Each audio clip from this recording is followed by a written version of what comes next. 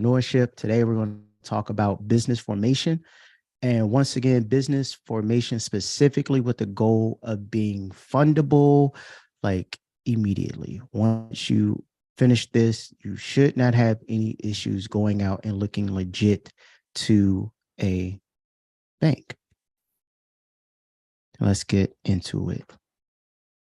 All right, so table of contents, we got the preface. We're going to talk about your business name, your entity type, your domain name and email, your business address, telephone number, explain what a registered agent is and why you need it, the EIN, and also the final step, which is a lot of people put this step first, but the last step you want to do is actually register the EIN with the state. So just as a preface, if after going through these slides, you decide that you do not want to do this yourself, there are definitely companies that you can work with who will set up your company for you. LegalZoom is one. I also assist with helping aspiring entrepreneurs set up their business for fundability. Another benefit of setting up your business properly is that it'll create a separation between your personal finances and your business finances, which is very, very important from a legal side, asset protection side, and of course, taxes. And some of these items I'm going to talk about, you will be able to bundle them through other services, such as a lot of virtual offices offer a bundle where you can get a virtual office and your telephone number together, as opposed to buying them separately. All right, so your business name. The first thing you want to do is you want to make sure that your business name is actually available. There's nothing worse than, you're getting excited and you have this great idea and you're like, I'm going to call it Sugar Baby LLC. And you type that name in and there's like 12 Sugar Baby LLCs. And you're like, dang, what the hell? Like, that was my dream name and it's taken, right? So before you settle on that name, there's a couple of steps you want to do. First, you want to go to namecheck.com. And that's going to be what we have here, Namecheck. So the actual website is namechk.com.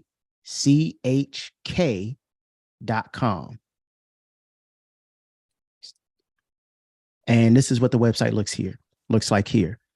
The next place you want to go is to your State Department and actually do a search for that name and for that entity within your state. So when registering companies, there's a couple of different categories that you will be looking at. So for instance, it's going to be based on the location of the company and the category. So let's say that you go with Sugar Baby and you want to be a clothing line. In your state, there may be a Sugar Babies, but it's a restaurant, right? That's a different category than a clothing line. There may not be any clothing lines in your state registered as Sugar Baby. So in that, you may be okay. But then when you type in your name into namecheck.com, what this is going to do is see if there are any website domains available for that name. And it'll give you a list of names, whether it's going to say .com, .net, .gov, .oi or .io, what have you. And even if you wanted to, on Namecheck, you could purchase that domain directly from namecheck.com. But I'm also going to give you a couple of other websites you can go to purchase your domain. All right. And going back with the name and the category, the best example I can give is Pandora, right? Because you have Pandora, the music subscription service, and Pandora jewelry. Same exact name, two totally different categories. Next, you want to decide on your business type. Do you want a sole proprietorship, a LLC, a S Corp, or a C Corp. Now, sole proprietorship is basically just you operating your business. Now, this, from a legal standpoint, has the least amount of protection, where you and your business are one and the same. There's really no separation. So you're going to be taxed the same as an individual. And if something goes wrong, a person, if they wanted to sue you, they would be suing you as an individual. This can be a huge issue, especially if you have a home, car, bank account, even like retirement accounts. A person can come after you and anything of value that you have, aka your assets. The other three is where you begin to build and separate yourself from the business. You have an LLC, which stands for limited liability company. And so it is exactly what it sounds like, limited liability. So you, as the person, will not be liable for, um, let's say, any type of lawsuits or things like that that may arise. Now, with the LLC, this is also considered like a disregarded entity. And so when it comes to taxes, it can lead to double taxation, where you're going to be taxed as an individual and as a company. And then that's where the S Corp and a C Corp can come into play, because with the S Corp and C Corp, they're going to be taxed differently, and they can save you on taxes. Now, I am not necessarily a tax attorney. You definitely want to speak with your CPA or with your tax professional or tax attorney to discuss the different pros and cons of each of these business entities. Each one does have their own criteria in regards to what taxes need to be filed, how often they need to be filed, and they also have various criteria to make them advantageous for you, and if you have business partners or not, right? So you definitely want to look into that.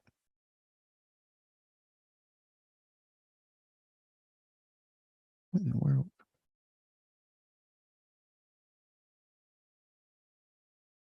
Sorry about that, y'all.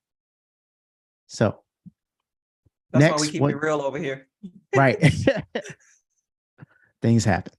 Um, so now that you figured out whether or not your name is available, you checked with the state, is good to go. You know, you had even your trademark attorney do some deep dive, some digging, is available, you're good to go. You figured out your entity type. Now you want to get a domain name and email. So there are a lot of websites that you can get a name and email from. Most places that sell domains also sell the email as well. So you can get them as like a package deal as opposed to piecing it together. So very popular one, of course, is GoDaddy.com. I think everyone's probably used to see those commercials back in the 90s. I guess for those of us that are that old. G Suite, which is also just Google, domain.google. You, of course, you can get your domain and your email together. Namecheap is another place you can get domains from, and also Wix. Of course, you know, with Wix, they have the full thing where you can get your email, the domain name, and the actual build an actual website with Wix. So check out those different packages, and it's really going to be a personal decision on which one you like more. Now, it's very important when you're getting your email, you definitely want it to be a business email. So just for example, I have info@yourcompany.com. So it'll be like Amika at justmy2cents.com or info@leveledupcreditservices.com. You want to have this because it makes your company look more legitimate to banks when you're going for funding. Believe it or not, some banks will pull up your website. They will ask you for your website, for your email, and verify you through that way, right? So it's good to just get it out the way. Is not really crazy expensive. I think with G Suite, it's maybe like freaking $12 a month or something like that. There's nothing crazy. Next is getting a business phone number. And there are a slew of different companies that offer business phone numbers, whether you're doing voice over IP, which is basically an internet type of phone service, or if you're doing a landline directly into your building or office space, right? So some include Ring Central, Call 8, Verizon, or you can always reach out to your local service provider, whoever that may be. And there are virtual office services that include a telephone number. And the next slide will cover virtual offices as we discuss your business address. But just be aware that your virtual office, you can just, again, another data point where you can just bundle it up together. Some honorable mentions that I want to tell you about. Now, this is foreshadowing a little bit because we're doing this for the sake of getting funded. The company eCredible is a company where once you have your business utilities set up, you can actually have eCredible report them to the business credit bureaus. And they do report to 4 of the business credit bureaus: Dun & Bradstreet, Equifax, Experian, and Credit Safe, right? So after you form, you can double back and check out eCredible. Next, after your business is formed, again, we're foreshadowing, you will want to list your telephone number on 411. To do that, you're going to go to listyourself.net. And that is a completely free service, right? If it's free, it's for me, right? We saving money out in these streets, you know what I mean? And for me. You know, that's why we're going for the funding. So, you know, whatever you can save some money, we're going to save some money. So listyourself.net is a free service. Yeah, so check that out when you get a chance. All right, so hold up. Did I skip over? What the world? Hold on, y'all. We got to back up. Oh, snap. Oh, Okay, we got some good stuff. Right, we definitely skipped over stuff. Hey, all right, well. Still going works. back to the business, right? It still worked. We still here, right? We're gonna act like it never happened. We're gonna roll with it. So your business address, super, super duper important. Having the right business address can make or break your ability to get funding. Some banks won't even let you open up a business bank account if you do not have the right kind of address. That's how major this is. You want to make sure that your address is a physical location. By physical location, we're talking about if you already rent an office space or if you own a building, right? If you are using a virtual address, some include Regis, Opus, iPostal, and Alliance. Right. In the next slide, I'm going to show you how to verify that the virtual address you're getting is a actual physical address that both the post office and banks will accept, because not all virtual addresses are created equal. In the same vein of virtual addresses, you do not want to use a PO box. Okay, that's going to be a big no. They're going to tell you no. They're just going to be like, nah, you can't open an account with a PO box, point blank, period. They may even ask you to just use your home address instead. Now, with the home address, there's been some back and forth with that. Some people say don't use your home address. Some people say use your home address.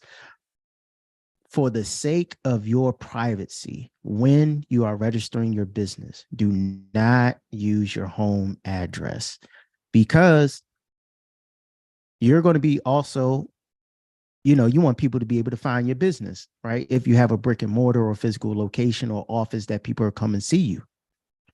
So that means you're going to be putting your business on, like I said, List Myself 411. You're going to be putting it into all of the searchable databases, Google. The last thing you want is for someone to type in your business and your house pop up. Or some people may use a friend's house, a family member house, your mama house. Look, I I made the mistake. Okay. When I first started, I put my mama house. And then later I found out, I said, oh, snap. They could see my mama house. Oh, nah. So I had to change that ASAP. So do not use your home address because it does and will become truly public information where anyone could just type in your business name and bam, the address pops up.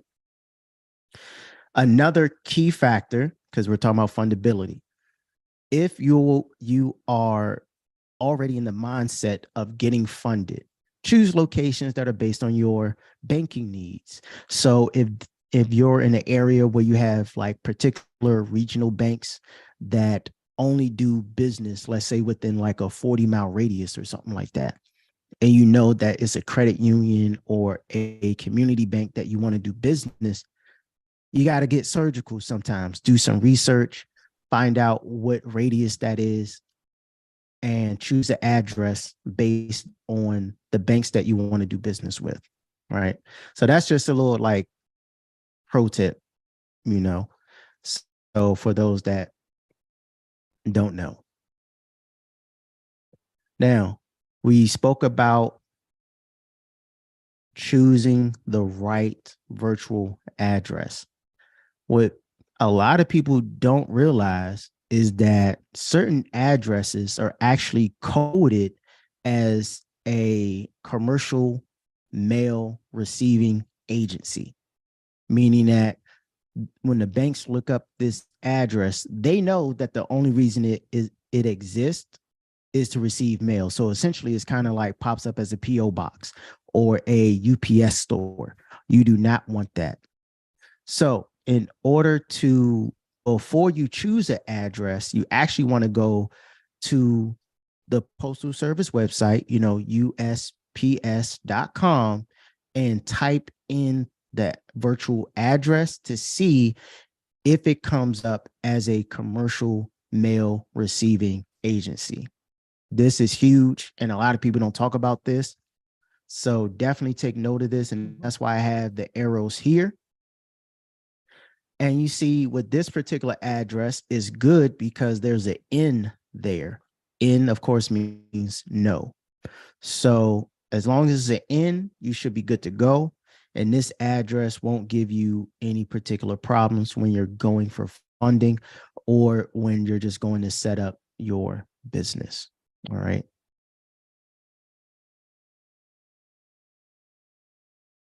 Now, a registered agent. Let me hold on. Let's make sure. Okay, cool. Yeah, we definitely did that. All right. So, a registered agent. A registered agent, if you don't know, is a designated person who is going to receive legal notices on behalf of the company. And basically, they're going to relay that information to the owner, you, as soon as possible, right? ASAP. So some of these notices include notices from the government, tax notices, and any other legal correspondence. If someone, served you papers, if you get tax forms, anything like that. The registered agent also helps protect your privacy because when this is important to do before you register your company, because when you're registering with the state, they're going to ask you for the name and address of a registered agent. Okay. You can pick anybody you want. That means if you want to be the registered agent for your company, you absolutely can. But going back to do not use your home address. If you become the registered agent, your home address will now be public information. So anyone who has a gripe and want to sue you or something, they're going to have your home address. If you got a relative and you want them as your registered agent, they're going to have their home address, right? So it's a good idea is to, if you want to be your own registered agent, Of course, get a virtual address. That way your home address isn't there. Or you can always just hire a registered agent. They vary in price. Some only charge $40 annually. And basically when you pay for a registered agent service, what they'll do is they'll help keep your business compliant. This is really good if you definitely are like a serial entrepreneur and you have multiple businesses and you don't feel like keeping up with it and you don't have an assistant to keep up with it for you. Your registered agent is going to email you when it's time for you to do your annual filings. And basically all you're going to do, they're going to fill it out. You would sign and you pay whatever fee that they charge you, right? Of course, they're going to charge you an extra fee plus the fee that you would pay for your annual filings if the state that you're doing business in has, fees for annual filings. I know Maryland does. I don't think like Pennsylvania does. Certain states, right? It's going to be different for every state. I think I touched on the fact that your registered agent address is public information for anyone to look up. And overemphasize once again, do not use a personal address.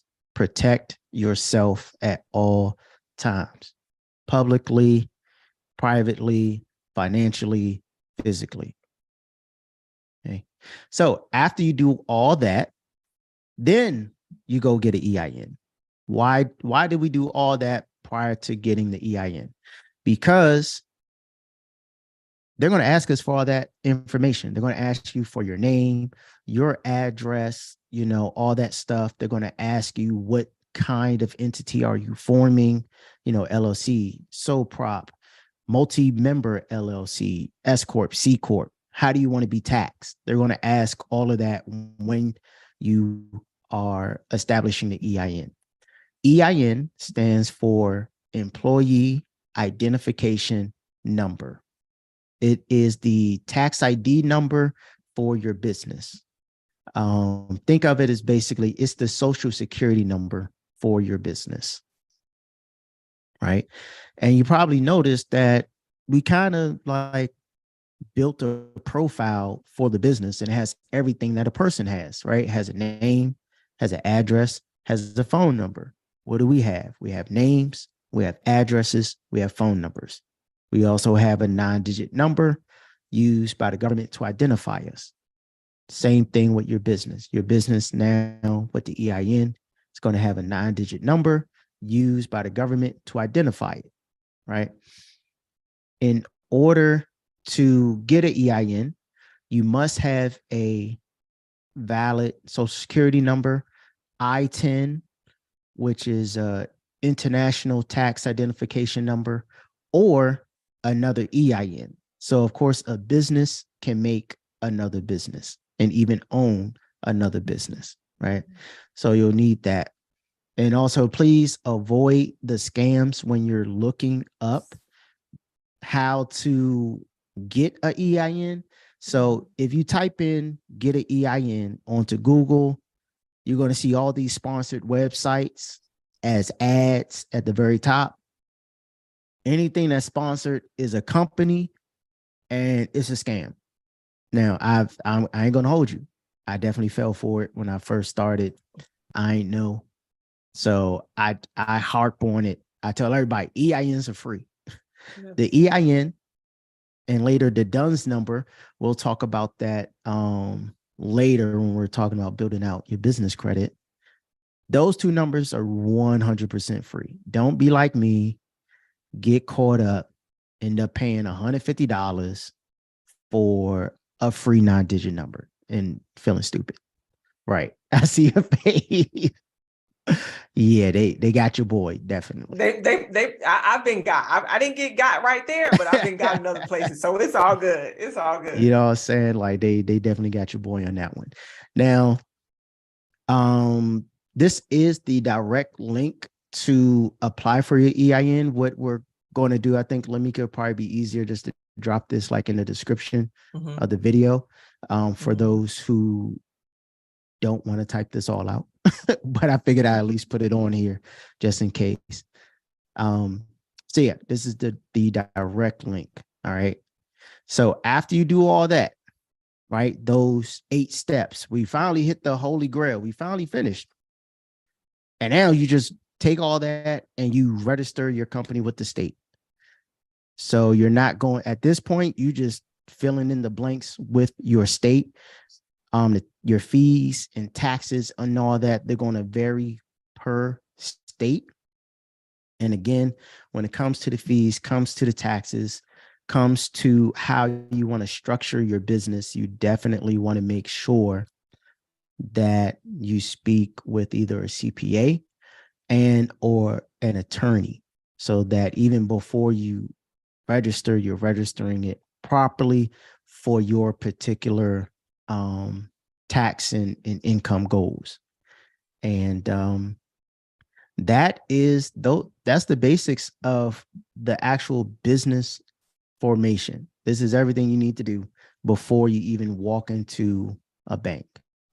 Normally, once you register with the state, some states take a couple of weeks before they send you your articles of organization, or it may be called articles of incorporation. Other states, it just pops up electronically. So it really depends. So yeah, that is everything. What do you think about that, Lamika? No, that was really good. That was really good. I do have a couple of questions. While we're right here with the register with your state, is this a part of what LegalZoom or companies like that would do for you? Are they going to register it with the state, or how does that Yes. work? I've never. Okay, so that's what they'll do. Yeah. So with LegalZoom, they would now they would not get your domain name. They won't get your email, right? But they'll literally just register you with the state. They'll be your registered agent. They'll put in an address, whatever address you want to give them, or they may put in their, or actually, if you decide to hire somebody as your registered agent and you want them to do everything for you, then, they'll be your registered agent. So they'll put their own address as the mailing address. They'll put themselves as the registered agent.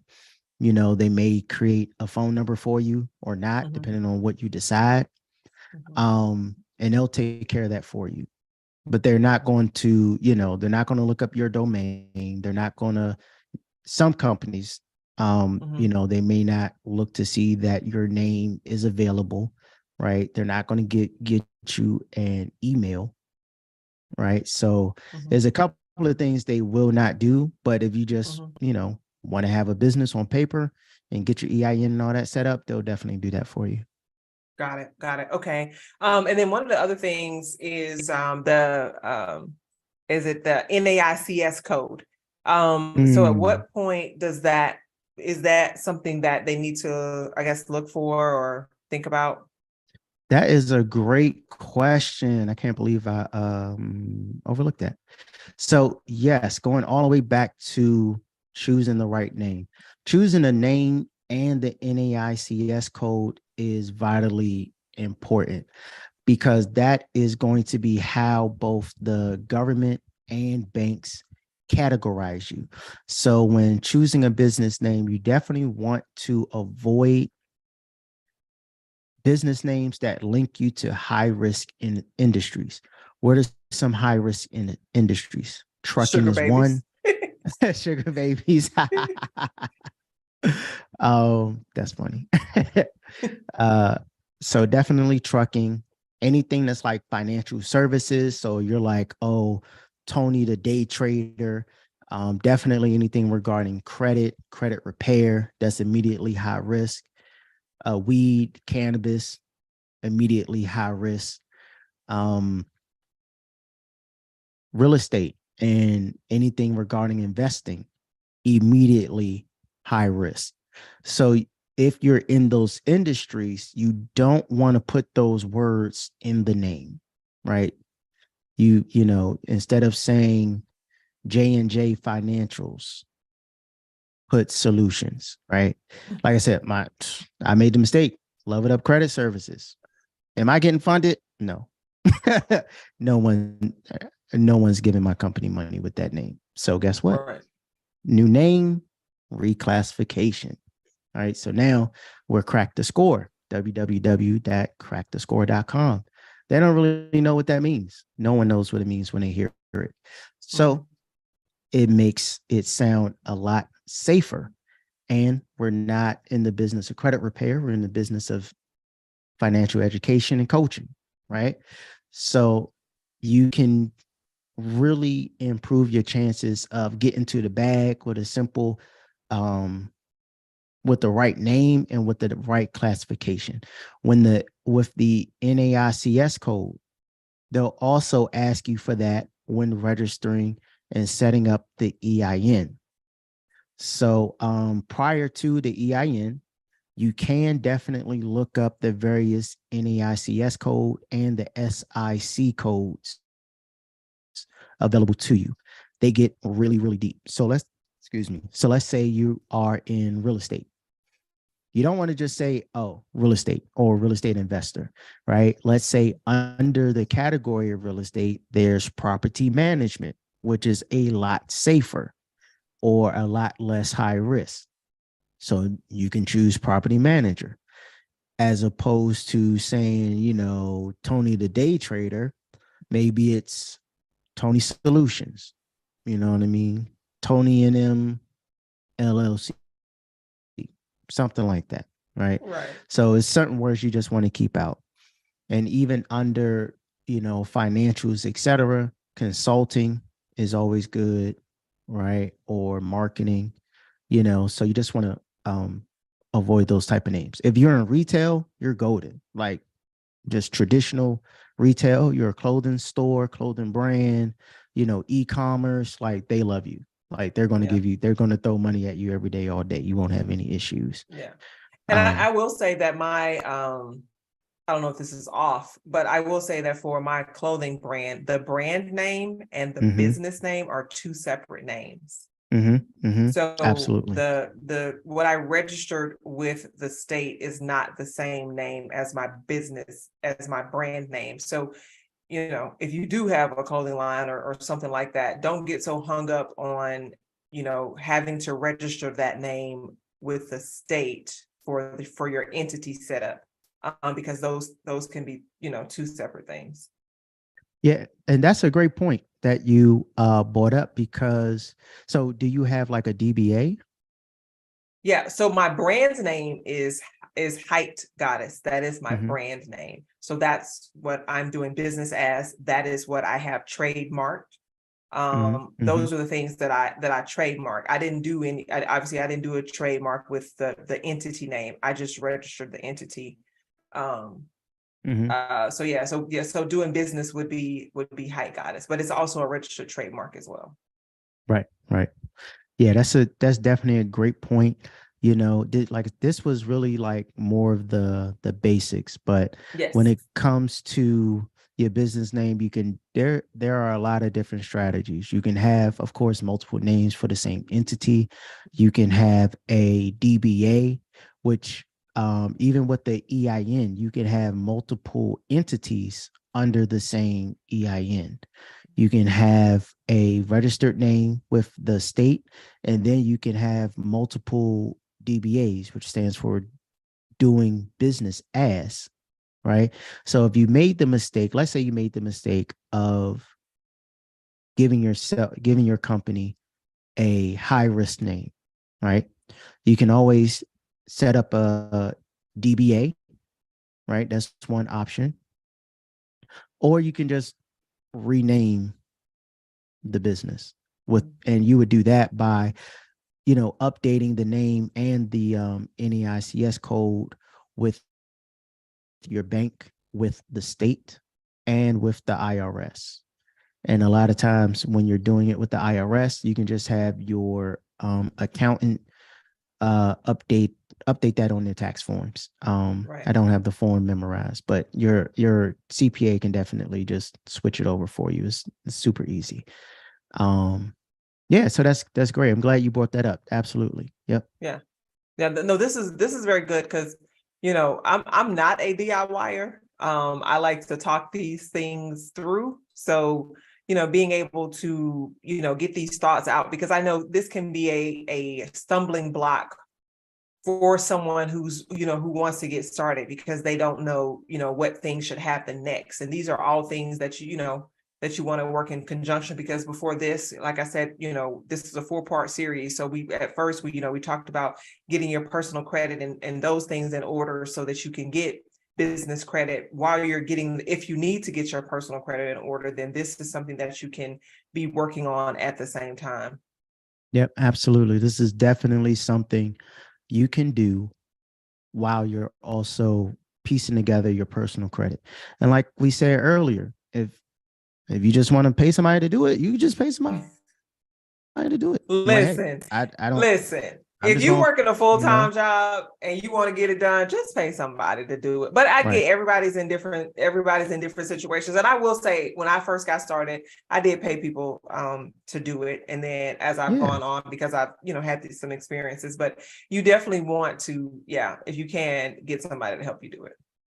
Yeah, absolutely. Because you avoid the various pitfalls. Like I said, I am a DIYer in some things because I like to know how things should go, because you know how it is. People, you get got. It's easy to get got Right. out. You're right. It is. Ooh, ooh, ooh, ooh. Jamal has thrown so much salt in my wounds here lately. Ooh, No. Lord, he has thrown so much salt in my wounds. No, Lord have no. mercy. No, But because you do want to know, because you want to be able to replicate. And I will ask a lot of questions so that I can, if at some point I want to be a DIY, I can. But yeah, you definitely want to know the basics so that you can know if you are or not getting got. And if you get got, just let Jamal pull the salt in your wound and keep pushing.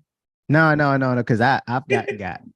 Like I got myself. Like I said, I had to go back, change the code, change the name. I had to go back and update. I had to go back and get a registered agent.